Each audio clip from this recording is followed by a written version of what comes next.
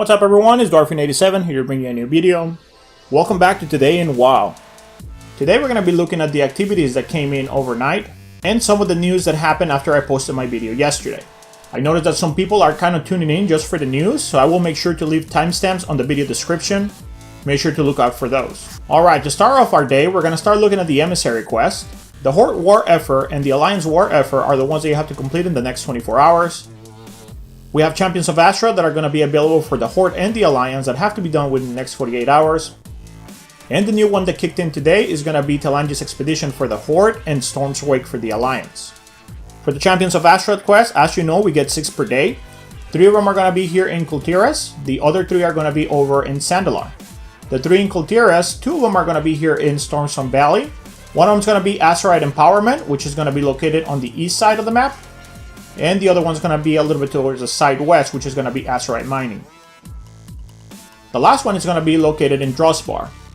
It's going to be an Azerite Empowerment quest, and it's going to be located somewhere around the middle of the map. For Sandalar, we're going to have 3 of them. One of them is going to be located in Nasmir, which is going to be towards the west.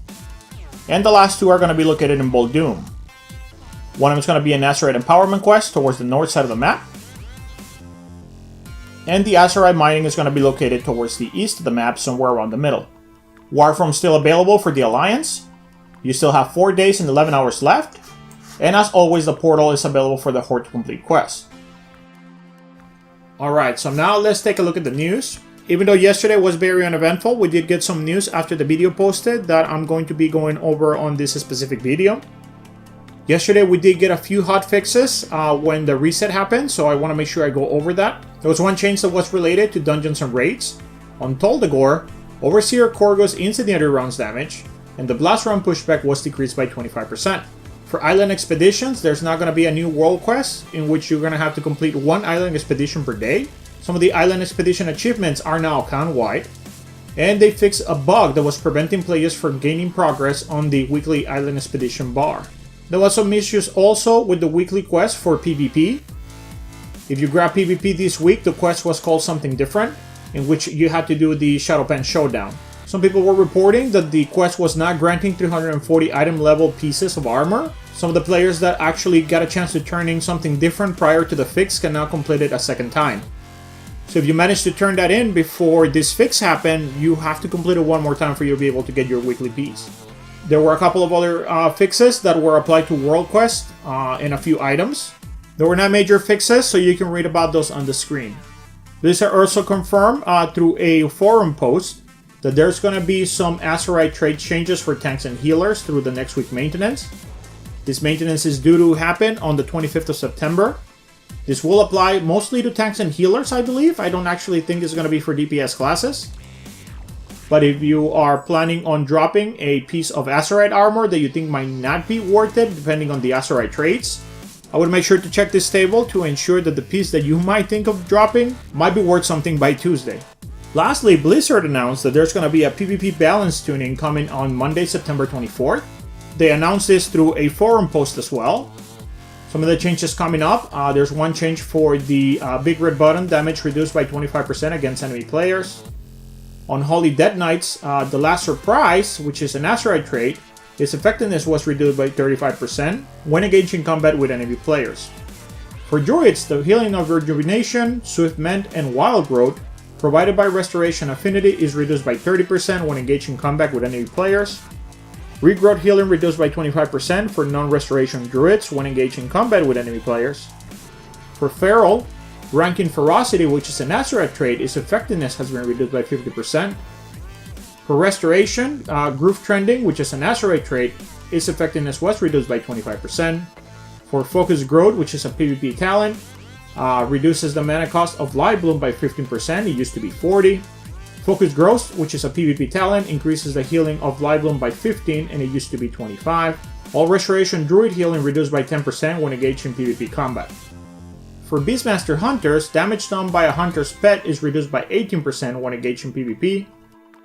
For Survival Hunters, the Latin Poison, which is basically an Azerite trait, its effectiveness was reduced by 30% when engaged in PvP. Mistweaver Monks, the mana regeneration reduced by 20% when they're engaged in PvP combat, it used to be 30%. For Holy Paladins, mana restoration was reduced by 20% when engaged in PvP, it used to be 30. For Disciplined Priest, mana regeneration was reduced by 20% when engaged in PvP, it used to be 30. And Focus Will decreases damage taken by 20% per stack, it used to be 20% prior to this fix. For Restoration Shamans, the Surging Tide, which is an Azerite trait, its effectiveness was reduced by 25%. Spirit Link, mana cost was decreased by 50, now has 1.5 second cast time, and also redistributes 25% damage down from 35. Rippling Waters, which is a PvP talent, healing was reduced by 33%, and Ripid Tide healing reduced by 15% when engaged in combat with PvP. Elemental Shamans, the Lava Shock Azerite trait, effectiveness was reduced by 35% when engaged in combat with PvP. And last but not least, Armed Warriors, Lord of War, which is an Azerite trait, effectiveness was reduced by 55%. When engaged in PvP, it used to be 40. Defensive Stance reduces damage dealt by 20% when engaged in combat with enemy players, and it used to be 10. They also mentioned that there's going to be another balance coming up, which is going to include Warlocks and Dead Knights a little bit further, since Dead Knights did get some stuff done to them, at least on the Unholy Tree. Now, most of these changes look healing related, so it looks like most of the healers are going to be getting a nerf. The last thing I want to talk about today is PTR. I know there's a lot of people out there that are covering the PTR changes, but to be sincere, with the time that we have in this channel, we could sit here and talk about all the PTR changes, all the things that are coming out, things that are getting data mined, but ideally, a lot of these things can change. I will not be covering most of the PTR stuff unless I think it's actually going to be anything huge that is game changing. Whatever huge things happen, I will try to add it on the weekly reset video that comes out on Tuesdays. So if you're interested in some of those changes, you're welcome to tune in at that time. So that is going to be it for this video, guys. If you enjoyed the video, don't forget to hit the like button and subscribe. This is Dwarfin87 signing off. See you in the next video.